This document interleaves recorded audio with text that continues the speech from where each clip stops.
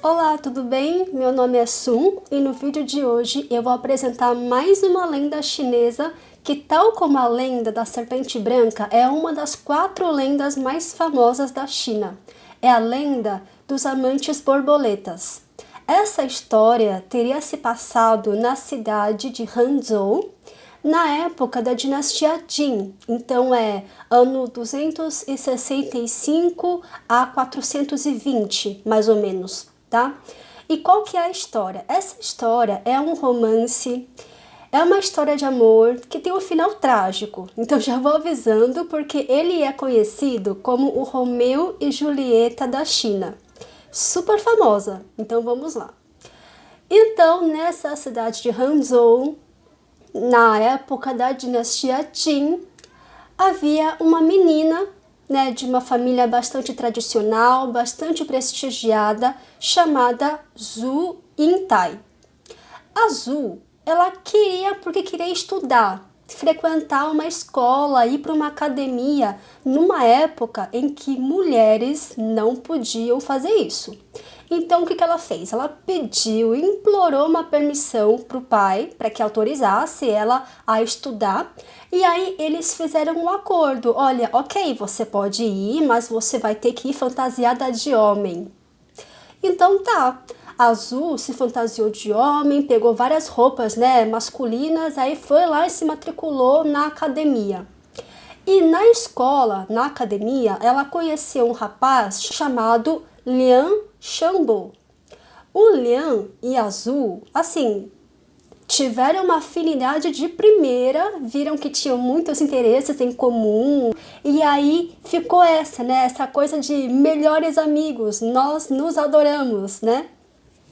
E aí, o que acontece? A Azul começou a se apaixonar pelo Lian. Só que o Lian achava que ela era um homem e tocava o relacionamento na amizade mesmo. Mas a Azul ficava querendo dar sinais de que, olha, eu sou mulher, né? Eu sou mulher. Então ela ficava tentando dar jeitos de fazer com que ele perceba na sutileza, né? Que, olha, eu sou mulher, né? Só que o Lian, ele era meio desligado, meio não, ele era muito desligado. Assim, Azul dava indiretas para todo lado, só faltava escrever na testa: oi, eu sou mulher. Só faltou isso. Porque assim, de resto ela tentou de tudo, mas o cara não se tocava. Aí tá, paciência. Só que um dia Azul recebeu uma carta do pai falando: volte para casa com urgência. Aí, ok, não tem muito tempo, né, para tentar novos planos, para revelar que ela é mulher pro Lian. Então, ela falou e inventou uma historinha para ele. Olha, eu tenho uma irmã. Eu tenho que voltar para casa agora, mas você não quer ir passar lá em casa um dia para eu te apresentar a minha irmã, porque ela tá em idade para se casar, né? Você parece ser um bom partido, a gente é super amigo e aí a gente une as duas famílias, olha que legal. E o Lian achou a ideia super legal, né? Porque ele também adorava, né, o Zhu, né? E achou uma boa ideia me casar com a irmã do Zhu.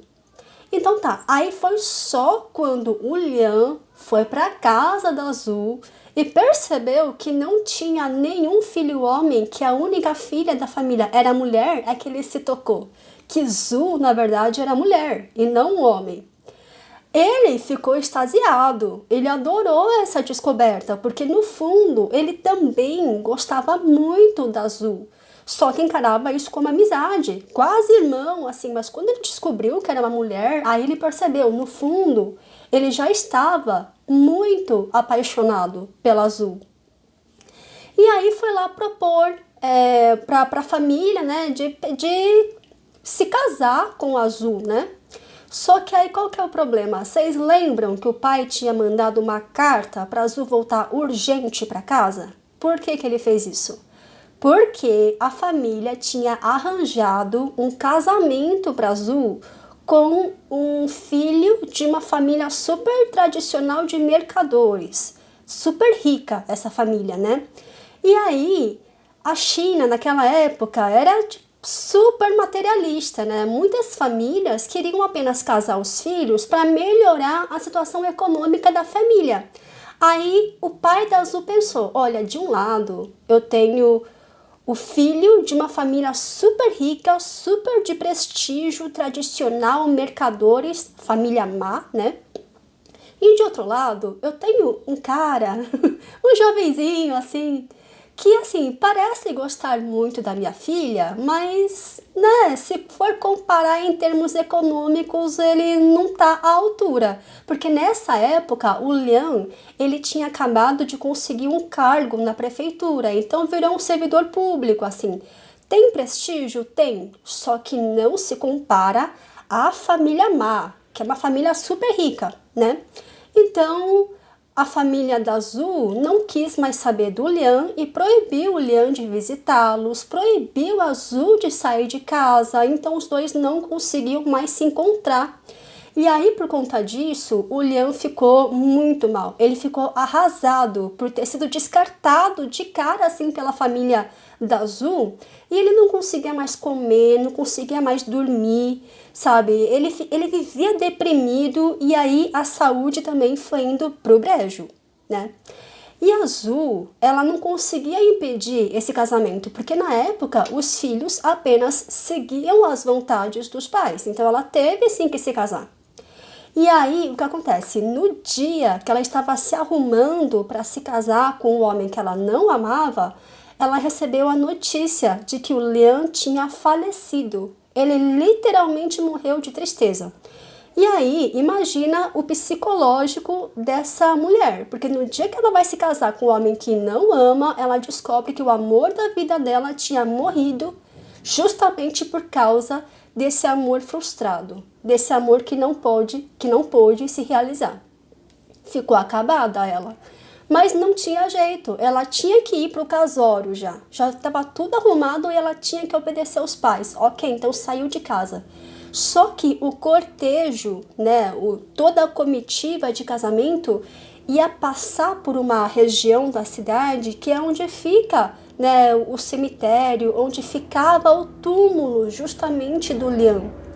E aí, quando essa comitiva chegou na altura onde estava o túmulo do Liang, veio uma rajada de vento, veio assim, o tempo mudou, sabe, totalmente. Aí veio uma rajada de vento que a comitiva não conseguiu mais seguir adiante. E aí o pessoal teve que fazer uma parada. E no que fizeram uma parada, ela falou, olha, eu preciso prestar uma última homenagem ao Liang. É justo isso. Então ela desceu da carruagem, né? Aí foi lá se ajoelhar diante do túmulo e quando ela viu o túmulo, ela ficou tão arrasada, tão abalada, que assim, ela começou a chorar, sabe, torrencialmente e aí implorou aos céus que, olha, eu preciso ver o Liang, abram o túmulo, que eu preciso encontrar o Liang, eu não consigo suportar essa separação. E aí apareceu um estrondo, né? Um barulho, todos ouviram um barulho estrondoso e o chão, à frente do túmulo, se abriu num buraco.